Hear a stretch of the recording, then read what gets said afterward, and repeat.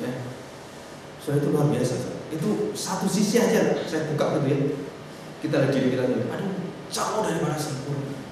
Jangan kamu berdiri di situ. Nggak mungkin lagi untuk berdiri. Lihat aja kita nggak mau gitu. Padahal itu diri kita di sana. Dan manusia nggak ada yang mau. Maka seluruh agama, saudara kalau lihat ya, lihat Yesus disalibkan, mereka jijik gitu. Saudara tanya teman-teman saudara, agama lain, coba tanya. Kamu coba lihat Yesus. Masih mending Yesus yang di rumah sakit, mulus, cuma ada tombaknya satu. Betul ya? Saya kadang-kadang lihat patungnya, ini salah ini patungnya. Yesusnya lukanya cuma satu, cuma ditombak aja, keluar darahnya, terus dibuat-buat darahnya gitu. Pada seluruh sekujur tubuhnya itu dicampur semua. Itu luka-luka rata itu. Tapi orang kalau dipasang gitu, wah mengerikan kan? Nah kita aja mau seperti aja nggak mau masang bayar-bayarnya. Padahal kita itu kan di sana. Nah di rumah sakit bagus gitu kan. Nah itu aja yang masih dibagus-bagusin. Bagi orang lain lihat itu menjijikkan. Apalagi dituliskan bahwa Yesus itu telanjang bulat. Sebenarnya mau mandang dia? Nggak ada yang mau. Malu, maluku, bukan malu. Jadi malu sekali. Nah ini kuasa raja itu dia bangun dengan satu karya ini loh. Dia memulai kerajaannya dengan apa? Dengan keberdosaan manusia yang dia ubahkan. Maka Paulus menangkap visi yang luar biasa ini. Dia tuliskan dalam suratan pada Korintus. Yang bodoh bagi dunia dipakai Allah, yang hina bagi dunia dipakai Allah. Kenapa? Karena Allah sendiri mengambil tubuh menjadi yang bodoh, yang hina, yang tersisa. Inilah kekristenan. Inilah kerajaan kita. Beda sekali. Maka seluruh sistem pelayanan yang kita lakukan kalau kita menangkap Kristus, saudara masuk dalam gereja, saudara akan terjun sekali. Kenapa? Hampir kita tidak memiliki pelayanan seperti ini. Ya. Kenapa saudara? Buktinya di buku ini. Tidak ada orang mau serupa Kristus dan menjadikan orang lain serupa Kristus. Enggak ada satu pun. Diteliti. Jadi sekarang bagaimana? Nah itu tangisan, suara cerita hati. Saya percaya saudara, kalau Tuhan kasih anugerah, kembali pada sola gratia. Hanya anugerah Tuhan kita bisa melakukan lain. Bukan karena perbuatan kita tidak, tapi karena Tuhan yang memberikan haknya kepada kita untuk melayani. Oke, nah saudara yang keempat, nah jaminan dari Tuhan. Saudara Immanuel disalah mengerti oleh banyak orang di dalam beberapa hal ini. Saudara perhatikan baik. Kenapa disalah mengerti? Karena mereka pikir Immanuel hanya sebatas perayaan Natal selesai. Matius pasal 1 Immanuel, Matius pasal 28 terakhir juga Immanuel. Ya, dari dia lahir sampai dia kemudian naik ke surga memberikan penyertaan Immanuel. Apa artinya itu? Saudara perhatikan, saya bacakannya ayat yang terakhir, pasal 20 yang terakhir. Dan ketahuilah, Yesus mengatakan, Aku menyertai kamu senantiasa sampai kepada, bukan zaman akhir ya, akhir zaman, sampai aku datang kembali, aku akan menyertai engkau. Saya tanya sekarang, kapankah penyertaan ini ada di dalam hidup kita? Kapan Immanuel ini dijamin oleh Tuhan pasti menyertai kita? Jawabannya gampang sekali. Jika kita mengimani tiga segala yang di depan. Jika saudara tidak mengimani segala kuasa di bumi, di surga ini, dan segala bangsa diserahkan pada kita, segala pengajaran dan kelakuan atau apa yang diperbuat dan yang diajarkan oleh Kristus, kalau kita tidak mengajarkan dan menghidupi, maka keempat tidak akan diberikan pada kita. Gereja yang tidak melakukan ini tidak akan disertai Tuhan. Walaupun kau memakai nama Kristus pun, di nama palang gerejamu, gereja Kristus Yesus abadi selama-lamanya, enggak abadi. Kenapa? Kalau engkau tidak tahu bahwa kuasa itu dari surga itu yang sudah diserahkan pada Kristus, dan engkau tidak pergi kepada segala bangsa, dan engkau tidak mengajarkan apa yang dilakukan dan yang diajarkan Kristus, tidak mungkin engkau disertai oleh Immanuel. Immanuel. Dan rahasia ini saudara dengar sekarang. Semua gereja yang tidak berlandaskan ayat ini, saya percaya. Saya tanya, apa yang kau beritakan sebenarnya? Dan itulah kesedihan. Setiap kali saya melihat gereja-gereja yang semakin hebat dan ini semakin tidak. Jadi Immanuel itu hanya akan menyertai siapa? Orang yang memberitakan firman Tuhan, yang tidak memandang segala bangsa, yang tidak ada hatinya tuh tembok-tembok bangsa, nggak ada. Mereka membawa Injil Kerajaan Allah atau IKA, singkatannya gitu ya. Membawa IKA itu untuk segala bangsa dan mengajarkan apa yang diajarkan Tuhan. Maka setiap perbuatan dan hidup kita disertai oleh Immanuel. Jika kita tidak mengajarkan apa yang diajarkan Kristus dan tidak melakukan apa yang dilakukan Kristus, artinya apa? Tidak ada Kristus di dalam hatimu dan hidupmu. Jadi istilah senantiasa itu dalam bahasa aslinya adalah pasar hemera. Jadi segala detik, jam, tiap waktu, aku tidak pernah tinggalkan engkau.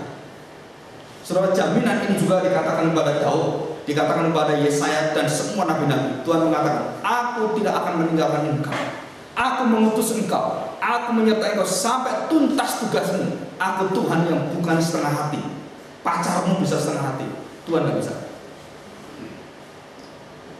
Saudara, Tuhan melayani kita sebulat-bulatnya, dan Tuhan tidak pernah melayani kita setengah hati. Maka Dia, kalau sudah dilayani dengan sepenuh hati, dan kemudian Tuhan mengembalikan semua pelayanan sebulat-bulatnya itu yang diberikan pada kita harus dikembalikan, tidak boleh setengah hati.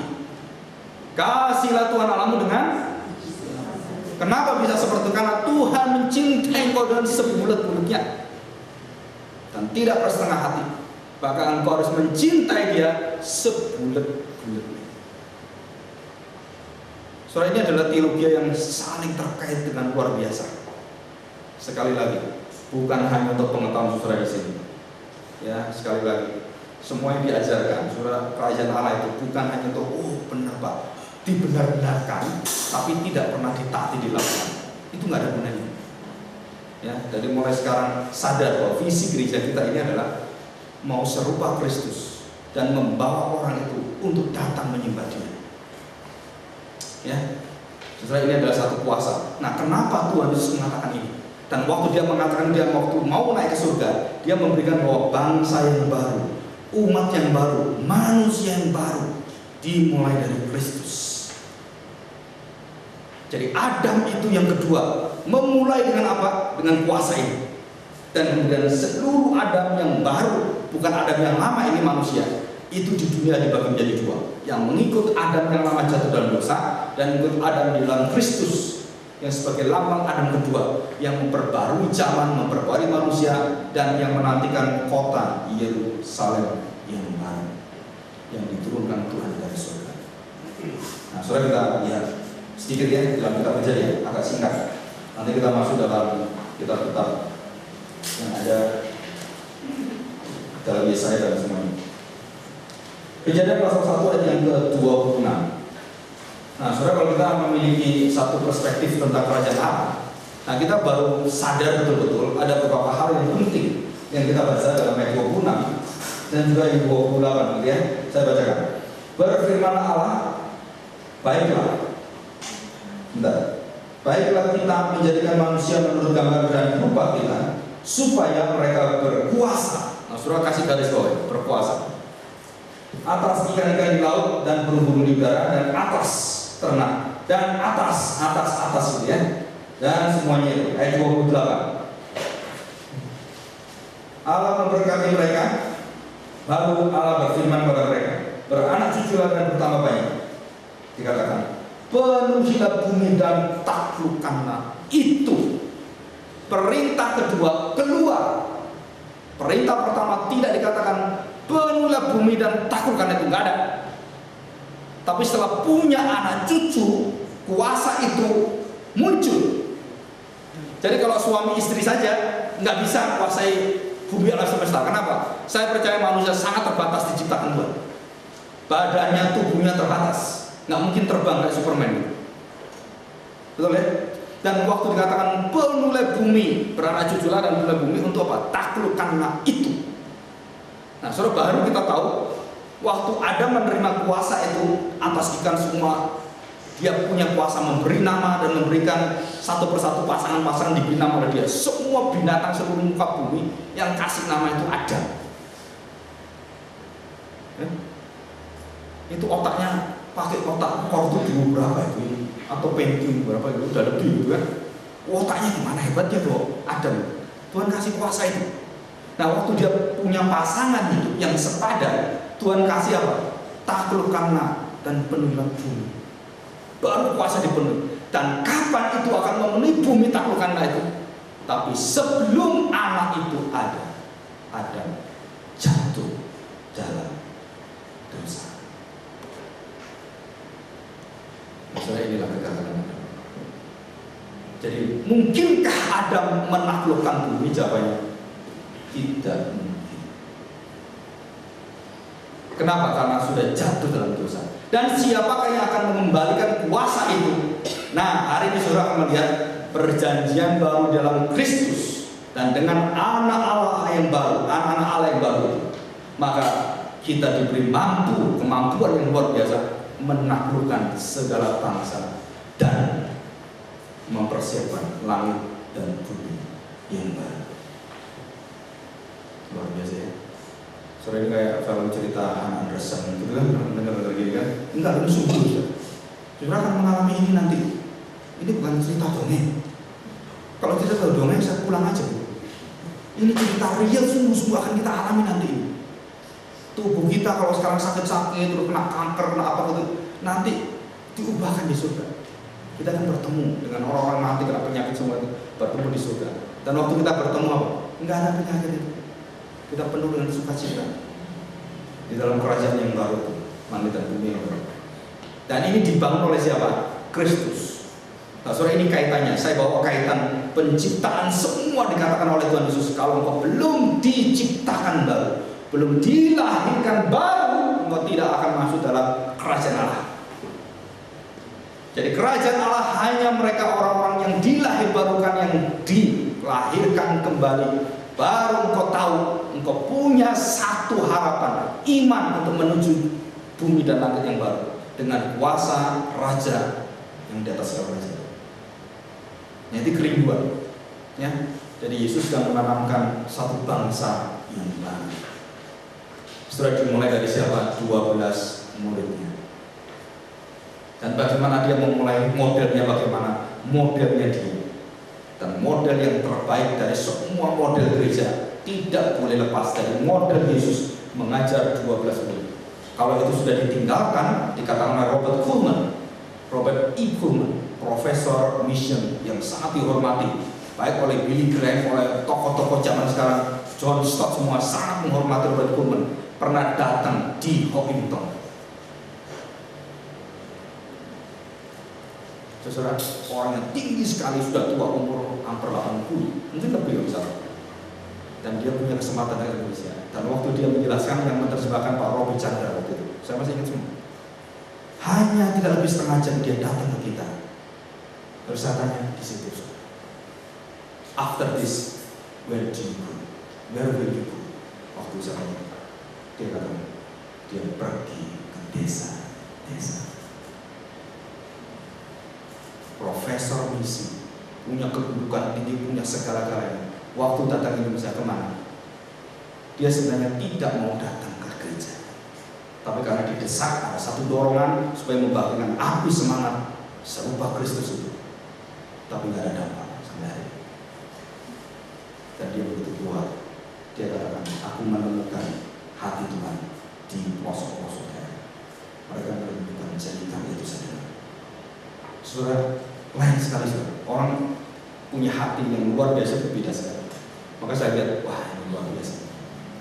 Jadi gurunya Billy Graham, kan?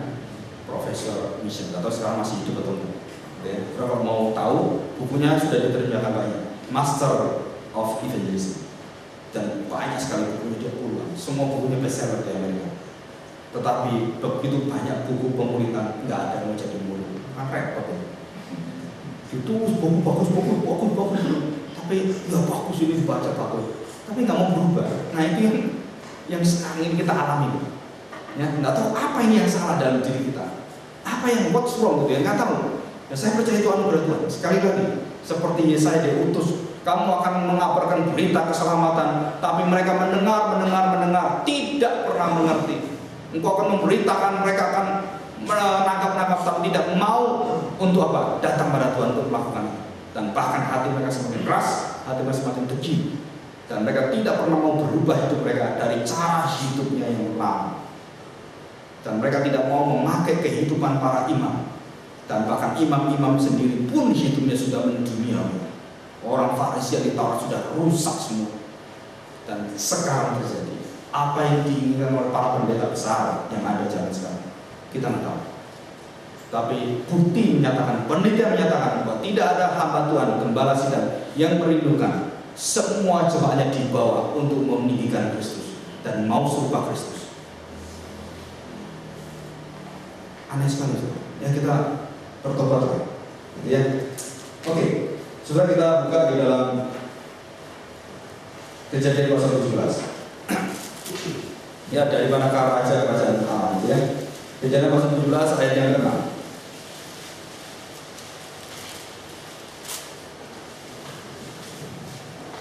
Demikian bunyi firman Tuhan, aku akan membuat engkau beranak cucu sangat banyak. Engkau akan kubuat menjadi bangsa-bangsa, dan daripadamu akan berasal raja-raja. Terus kemudian aku akan mengadakan perjanjian antara aku dan engkau serta keturunanmu turun-temurun menjadi perjanjian yang kekal, supaya aku menjadi Allahmu dan Allah keturunanmu. Kepadamu dan kepada keturunanmu akan kuberikan negeri ini yang kau diami sebagai orang asing, yakni seluruh tanah Kanaan akan kuberikan menjadi milikmu untuk selama-lamanya, dan aku akan menjadi Allah mereka.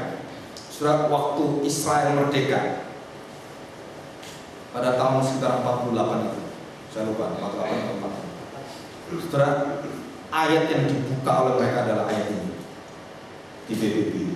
Dan waktu semua orang dunia Arab menolak Israel merdeka, mereka membawa kitab ini dan mereka buka. Setelah itu mereka berdoa, mereka pergi. Seluruh utusan daripada Jews itu mereka pergi. Dan dia katakan, bukan kalian yang memberikan kami negeri, tapi Allah kami yang memberikan negeri.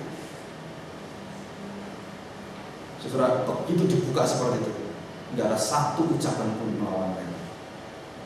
Mesir mau melawan, tak tenggelamkan di laut. Kan gitu kan? Babylon yang melawan, tak hanguskan seluruh tentara kudamu semua. Dan Tuhan sudah lakukan itu semua. Jadi waktu diklaim seperti itu, bangsa Israel mengklaim, ditaruh semua itu, dan kemudian utusan pergi semua. Saudara, waktu itu Papa saya mengatakan, inilah bangsa satu sisi diberkati Tuhan, satu sisi sombongnya sampai ke surga. Luar biasa. Jadi saking sombongnya itu dia buka, semua bangsa ditantang oleh dia. Walaupun itu kebenaran gitu ya. Bukan untuk yang Israel sekarang, untuk kita. Kan ini untuk kita, bangsa yang baru. Tetapi Israel waktu mengatakan itu, dan dia mengatakan bahwa kami akan memberkati segala bangsa. Saudara, saya tanya, apa buktinya? Nah, nanti saya akan buktikan gitu ya. Betul tidak diberkati oleh Israel, bangsa-bangsa seperti diberkati oleh Israel. Oke, kita buka di dalam Ulangan pasal 15. Ulangan pasal 15 ayat 6. Apabila Tuhan Allahmu memberkati engkau seperti yang dijanjikannya kepadamu, maka engkau akan memberi pinjaman kepada banyak bangsa, tetapi engkau sendiri tidak akan meminta pinjaman. Engkau akan menguasai banyak bangsa, tetapi mereka tidak akan menguasai engkau sampai detik hari ini. Israel tidak ada yang bisa menguasai dia. Kenapa? Dan bahkan sampai hari ini saudara bisa melihat dan menulis itu karena jasanya orang Israel. Kok lihat saya semua? Coba lampu dimatikan, bisa nulis nggak? Siapa yang nemukan lampu? Hah? Hubungan apa enggak? Hah? Oh itu teh orang sini, teh AA ini, gitu kan? AA Edison, gitu kan? Thomas Alva Edison orang apa dia, saudara? Jews. Yahudi, lampu ini loh, segala peralatan yang modern sampai notebook saya ini, laptop ini, ataupun sampai kamera, siapa yang menemukan semua? Saudara baru sadar ya, seluruh yang kita ada miliki semua di sekeliling kita ini diberkati kita oleh siapa? Israel. Bioskop yang kau tonton, wah luar biasa tuh, Indiana Jones, wow, Steven Spielberg, siapa itu? Orang apa itu? Orang hutan? Orang Israel dia. Bill Gates, Spielberg, saya nggak tahu saudara. Itu yang luar biasa, Soros yang pegang keuangan ekonomi, Walt Disney, itu Jew semua. Kenapa Tuhan sampai hari ini memberikan kepada mereka kan penemu bom atom semua itu Israel. Sampai bom kimia yang ada sekarang yang digodok di Iran, itu profesornya adalah Jews. Saudara, ini kenyataan hidup ini. Dan itu nanti akan diberikan pada siapa saudara kedudukan itu? Saudara tahu siapa yang akan menguasai? Gereja Tuhan. Bapak jangan boleh itu Pak. Kita memang goblok ini. Lulus saja susah gitu kan. Kak orang Israel, mungkin gitu. Saya katakan, nah karena pikiran itulah sehingga gereja sekarang memang goblok. Kalau Tuhan kasihkan anugerah yang luar biasa kepada gereja dan kuasa penyertaan itu pada kita semuanya, saya percaya. Dan nanti Tuhan akan mempersiapkan anak-anaknya seperti Yusuf. Indonesia ini juga perhatikan 5 tahun mendatang, saudara, makanan kita akan sulit setengah mati. Saudara duduk di sini anak bisa makan, gereja bisa kasih gitu. Luar biasa kita ini diberkati Tuhan. Benar. Tapi nanti juga akan lihat. Ini sekarang beras turun, produksinya 20%. Bayangkan. Kalau nanti sampai 30%, apa yang terjadi? Kalau nanti makanan gak ada di Indonesia dan semua karena cuaca, karena macam-macam, karena korupsi, semua jadi satu, wah, chaos gitu ya. Apa yang terjadi? Rampokan, kejahatan terus akan meningkat. Termasuk saya kemarin. Saya kan kemarin itu termasuk dampak ekonomi. Ya kan? Puji Tuhan, kita merasakan langsung. Saya rasakan puji Tuhan. Kasihan orang itu. Untung jangan kebetulan dia gitu lain. Nah saudara, itu satu kesadaran bahwa Tuhan kasihkan itu. Jadi nanti ini satu kerajaan yang baru itu Tuhan berikan pada kita. Saudara, saya sudah melihat satu beberapa persiapan yang Tuhan lakukan. Saya bertemu dengan seseorang yang kemarin Pak Hasan beritahu ke saya, Ben Carson, terus Francis Collins, tulis buku lagi. Saya lagi tunggu, kenapa? Ya karena banyak orang yang perlu dibantu. Saudara. Di Jogja juga banyak sekali, ada rumah sakit, ada semua itu. Saya pengen ada bukunya, nanti aja lah saya bacanya. Bantu orang dulu lah, gitu kan. Ada yang rumah sakit, mahasiswa beberapa sakit ya, ada yang pokoknya berat, ada yang melahirkan, terus aduh macam-macam. Udah saya stop dulu, uang untuk buku, uang belas kasihan dulu, ya kan. Karena buku itu nanti bisa beli, kalau yang sakit nggak bisa dibeli, mau beli nggak? Nah, ya. Nah, saudara, dari sana saya melihat mulai ini muncul orang-orang Kristen yang sungguh-sungguh hati dengan Tuhan, mulai muncul sekarang yang menguasai DNA, yang menguasai kedokteran, menguasai psikologi, mulai dibawa kembali pada Tuhan. Dan ini adalah kuasa Tuhan. Akhir zaman dipersiapkan Tuhan. Dan saya berdoa bagi anak-anak sekolah minggu kita, jangan dianggap mereka yang bodoh-bodoh, doakan. Kita didik dengan nilai-nilai kerajaan Allah dari sejak dia sekolah minggu sampai hari ini di seluruh muka bumi. Tidak ada yang menetapkan, tidak ada yang memberikan nilai-nilai kerajaan Allah kepada anak-anak dari sejak kecil. Kalau itu kita lakukan 20 tahun mendatang, kita akan memiliki anak-anak Tuhan yang begitu integratif, utuh karakternya dan menantang zaman. Saudara, mari kita bekerja bersama, melayani, melihat jauh ke depan. Walaupun kita tahu kita sangat terbatas di sini, tapi biarlah Tuhan kasih generasi yang baru. Saya sudah berdoa lama dalam waktu 2 tahun. Saya berdoa siapa yang akan menggantikan hamba Tuhan di sini, yang bersama-sama melayani kita, yang kita mau sekolahkan dia, yang kita mau didik kembali sebagai tenaga berkualitas. Saudara harus dipikirkan dari sekarang, ya. Jangan membawa saya dalam pencobaan. Ya, puji Tuhan. Oke, kita lakukan semuanya. Nah, saudara, kita masuk di dalam Yesaya, kita buka Yesaya pasal yang ke-9. Nah, apa yang dirindukan oleh Yesaya? Biasanya khotbah Natal ini ya. Saudara, dari awal Yesaya ini dan kemudian di dalam Yesaya yang kedua, kitab Yesaya yang kedua dibagi dalam dua bagian ini. Bagian pertama mempersiapkan kelahiran Raja Damai. Bagian kedua mempersiapkan tahta Allah yang Maha Tinggi yang di dalam Kristus Yesus itu ya. Pasal 9 ayat 5. Demikian ini firman Tuhan. Sebab seorang anak telah lahir untuk kita, seorang putra telah diberikan untuk kita. Lambang pemerintahan ada di atas bahunya, ya bahunya. Lambang pemerintahan ada di atas bahunya dan namanya disebutkan orang penasihat ajaib, Allah yang perkasa, Bapa yang kekal, Raja Damai. Besar kekuasaannya dan damai sejahtera tidak akan berkesudahan di atas tata Daud dan di dalam kerajaannya, karena ia mendasarkan dan mengokohkannya dengan keadilan dan kebenaran dari sekarang sampai selama-lamanya. Kecemburuan Tuhan semesta alam akan melakukan ini. Ya, setelah itu apa kecemburuannya? Bangsa-bangsa yang melawan Israel akan dimurkai oleh Tuhan atau akan dihukum oleh Tuhan. Jadi semua bangsa yang melawan Israel, semua di bumi hanguskan Tuhan. Tidak ada satu pun sisa. Babilonia, Romawi, semua nggak ada itu kerajaan, termasuk Mesir.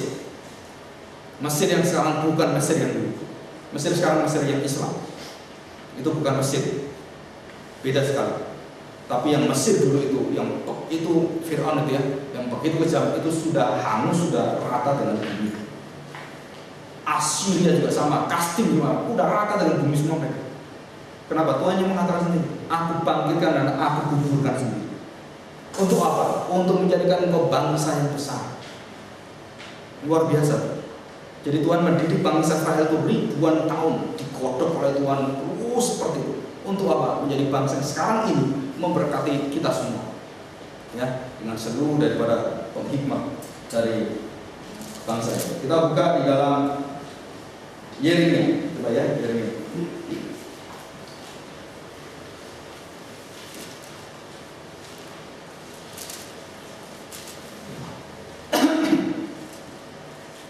Ayat pasal 4 ayat yang kedua. Dan jika engkau bersumpah dalam kesetiaan, dalam keadilan dan dalam kebenaran demi Tuhan yang hidup, maka bangsa-bangsa akan saling memberkati di dalam Dia dan akan bermegah di dalam Dia.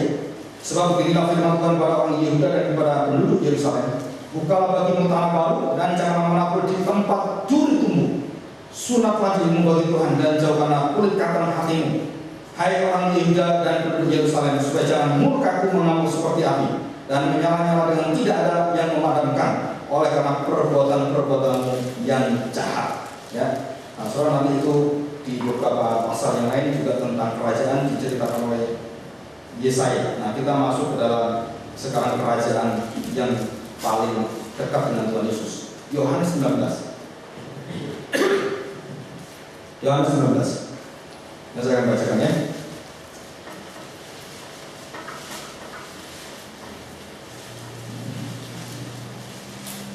Ayat yang pertama.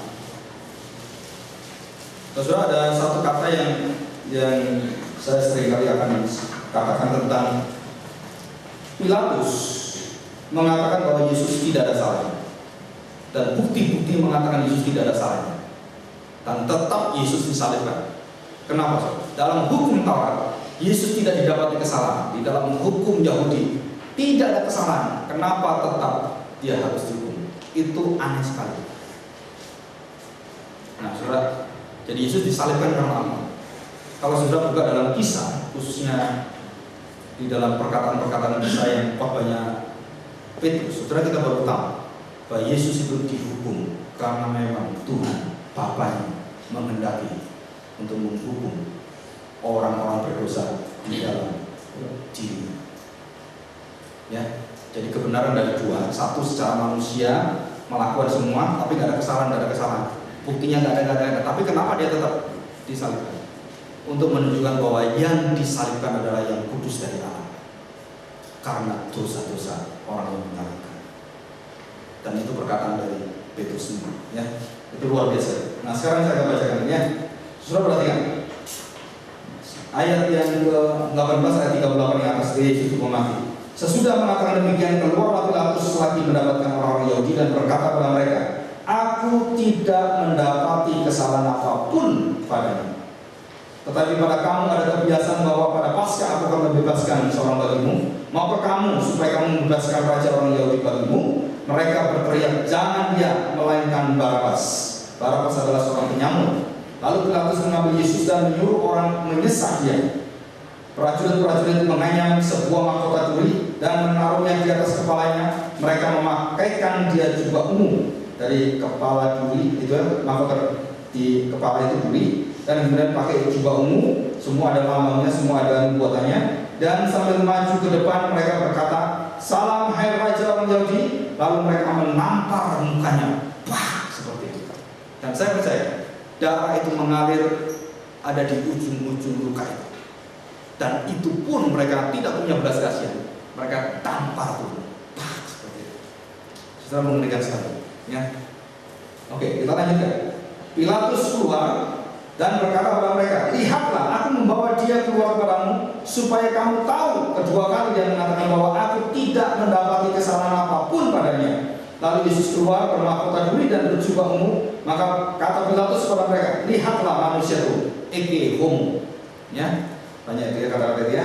Ketika imam-imam, kepala dan penjaga-penjaga itu melihat dia, berteriaklah mereka, salibkan dia, salibkan dia. Kata Pilatus kepada mereka, ambil dia dan salibkan dia, sebab aku tidak mendapati kesalahan apapun padanya. Saudara, aneh sekali, saudara. Ya udah.